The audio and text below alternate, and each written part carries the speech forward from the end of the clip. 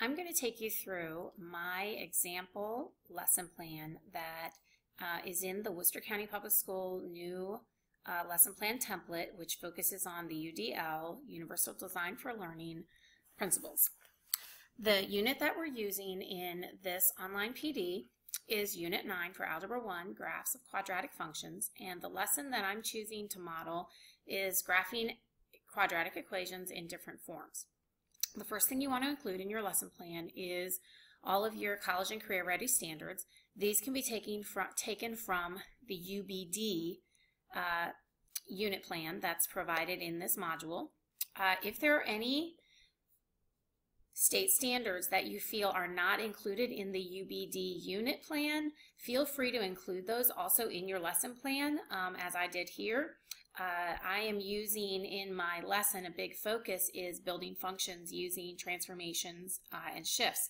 So I wanted to make sure to include FBF B3 in my standards for the lesson plan. The next thing you want to include are essential questions from the unit. These can come from the UBD unit, or if you'd like to create your own, feel free to do that as well. The learning targets is next. This is basically what you want students to learn by the end of the lesson. And again, these primarily come from the UBD unit. If there are any that you would like to include that are not in the unit that are a focus of your lesson plan, feel free to include those as well. Materials and resources to support learning are next. Just keep in mind that we are trying to make sure that we are focused on reaching all students. That is the basis of the UDL principles. So we want to include things like hands-on manipulatives, multimedia, and anything that can bring additional attention to the key concepts for the lesson. The next thing we're going to get to is the lesson and unit procedures. Over on the left-hand side are the UDL principles that are guiding and steering the lesson, so we'll go over those first. The first thing you want to consider are any learning barriers. What potential learning barriers could students face in your class? The learning barriers that I'm mainly focused on are conceptual understanding learning barriers, skill learning barriers that students might have, misconceptions coming into the lesson, things that they may not have completely really grasped yet. You also, though, want to also include things like if you have any students with other physical impairments like hearing issues or visual issues, or maybe you have students that might have attention deficit issues. So those are the learning barriers that you want to make sure that you're considering when planning your lesson. Then we get into the UDL principles. The first one is multiple means of representation. Basically, we're looking at how might we present information in different ways. We want to make sure that we're presenting information in a variety of sources that students can connect with, including things like multimedia, graphics, animation. We want to make sure that we're activating their background knowledge, continually focusing on key concepts for the lesson, and we want to support that that vocabulary and build a strong vocabulary within our students. Then we have multiple means of expression. How might we give students multiple ways to show what they know? Keep in mind, again, we want to give them multiple ways to do this, not just worksheets, but also possibly group work, physical models, manipulations, technology. We might even want to include pulling them to the side and maybe giving them an oral means of expressing what they know.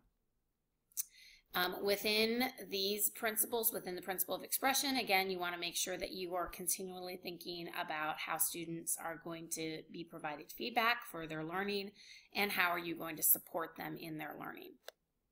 And then finally, we get to multiple means of engagement. How might we motivate students to engage them in the lesson? We want to make sure that we're giving students many options in how they're going to engage in learning. Again, this includes things like technology, giving them choice, group activities, online activities, And whatever we do, we want to make sure that we are providing options for self-regulation so they can monitor their own progress in their learning. And then finally, in the lesson planning is considering formative assessments. How are we going to assess not only assess what the students have learned, but also we want to provide opportunities for students to assess their own learning. So that's all on the left-hand side. How did I get these principles? Where did I get them from? How did I know what to write in that left-hand side? I encourage you to go to the National Center on Universal for Design. This is where you're going to find all that you need to know. This is your resource for the UDL principles. Everything is broken down by standards, and those standards are numbered. Don't feel like you have to include the numbers in the lesson plan, but you do want to focus on writing things in the appropriate language. We want to make sure that language is formatted based on the UDL principles from this website as well. All right, so now back just briefly going over the lesson plan, the rest of that lesson plan. Okay, so there's an option for pre-assessment if this is a new concept and you want to get a pre-assessment of what students understand. For me, this lesson plan is a summative activity, so I didn't really need to do a pre-assessment. I do include, however, previous instruction that students have engaged in for these concepts for this lesson. The warm-up is included, group activity, guided discussion. The guided discussion led by the teacher, this is very brief, very short, and then they go right back into another group activity. So it's a very very student-centered based lesson plan. And then finally, the closure includes a technology component. This is a perfect time to pull students for additional support, clarify misconceptions, check for understanding for students that need it. The exit ticket is basically just a shortened, abridged version of the warm-up. And then finally for homework, I like to use the practice play problems in Discovery Education on the Algebra 1 tech book. This is great because students are able to kind of assess their own understanding and kind of monitor their own progress, because they are not finished until they earn their badge, and they will continually having to answer questions until they have shown enough understanding to earn that badge. Follow-up graded assignments could include the practice coach problems, and formative assessment is also included in the UBD unit. This is an illustrative math task called Which Function, which really does nicely assess the concepts for my lesson plan. All right, so if you have any additional questions or comments regarding the lesson plan, the format, how to write it, please feel free to email me, or you can also post those comments in discussion boards as we go through the unit.